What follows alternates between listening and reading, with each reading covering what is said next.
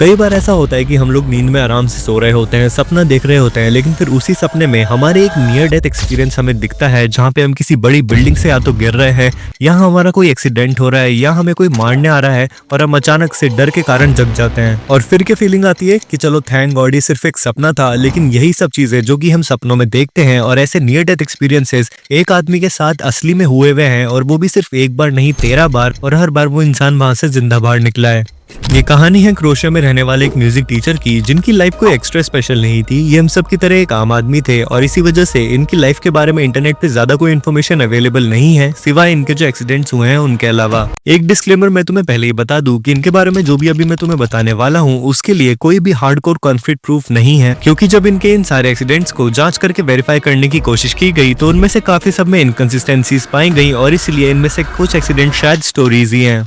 तो इनके इस मौत के हंगर गेम्स की शुरुआत होती है 1962 में, जब ये एक ट्रेन में ट्रैवल कर रहे थे, और ट्रैवल करते करते ही अचानक से वो ट्रेन पटरी पे से उतर जाती है और जाके सीधा एक नदी में गिर जाती है। 17 पैसेंजर्स की वहां पे मौत हो जाती है, लेकिन सेलेक को एक अनजान आदमी वहां से बाहर खींच लेता है और उनकी जान बचा लेता है, जहां पे उनका राइट आर्म टूट गया था और साथ ही साथ उन्हें हाइपोथर्मिया भी था। अब शायद काफी लोगों को लग रहा होगा कि ये काफी ज्यादा किस्मत वाले हैं, but let me tell you कि ये इनकी सिर्फ शुरुआत थी, क्योंकि इसके 1 साल बाद ही जब उन्होंने अपनी लाइफ की फर्स्ट फ्लाइट पकड़ी थी और वो हवा में थे, तब अचानक से उनका प्लेन का डोर मेल फंक्शन कर जाता है और हवा में उड़ जाता है, जिसकी वजह से एक प्रेशर वैक्यूम सा क्रिएट हो जाता है और सेलेक भी उस प्लेन से बाहर हवा में उड़ जाते हैं। सीधा 800 मीटर की ऊंचाई से ये इंसान जमीन की तरफ गिरने लगता है, जहाँ पे इतने बड़े एरिया में ये एक बड़े से घास के ढेर के ऊपर आके गिरते हैं, जहाँ पे इन्हें थोड़ी बहुत चोटें लगती हैं, लेकिन इनकी जान एक बार फिर से बच जाती है।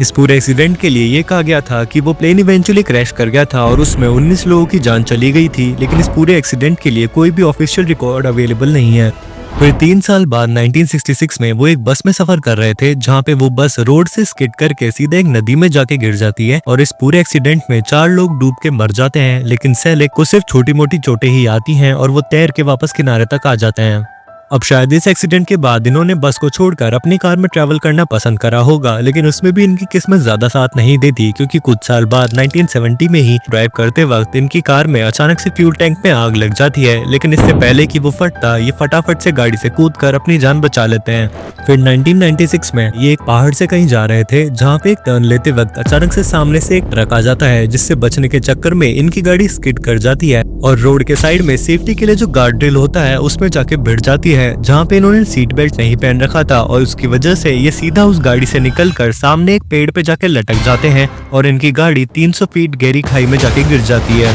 अब इस एक्सीडेंट के बाद उनको क्या गाड़ी भी छोड़नी पड़ेगी? ऐसा तो हो नहीं सकता, क्योंकि ट्रैवल तो उन्हें अभी भी करना ही पड़ेगा, और इसलिए वो ड्राइविंग करते हैं। लेकिन एक बार फिर से 3 साल बाद एक और ड्राइविंग इंसिडेंट में वो अपनी गाड़ी से कहीं जा रहे थे, जहाँ पे इनका फ्यूल टैंक लीक करने लग जाता है और उससे जो तेल निकलता है वो सीधा जाके इंजन पे गिरने लग जाता है। अब इसकी वजह से वहाँ पे आग की लपटें उठती हैं, और ये आग की लपटें एयर वेंट से होती हुई सीधे सेलेक के आके लगती हैं, और उनके थोड़े बहुत बाल जल जाते हैं, लेकिन ओवरऑल उन्हें कुछ नहीं होता। साल 1995 क्रोएशिया के ही एक शहर ज़ाग्रेब में उन्हें एक बस भी फिर से टक्कर मार देती है, लेकिन इस बार भी उनकी जान बच जाती है और उन्हें सिर्फ थोड़ी बहुत इंजरीज ही आती हैं। अब इन सारे एक्सीडेंट्स के बाद वो अपना 73rd बर्थडे सेलिब्रेट करते हैं, और क्योंकि वो ऊपर वाले के इतने चहीते हैं, उन्होंने शायद as a birthday gift select की एक $1 मिलियन की लॉटरी भी लगवा दी।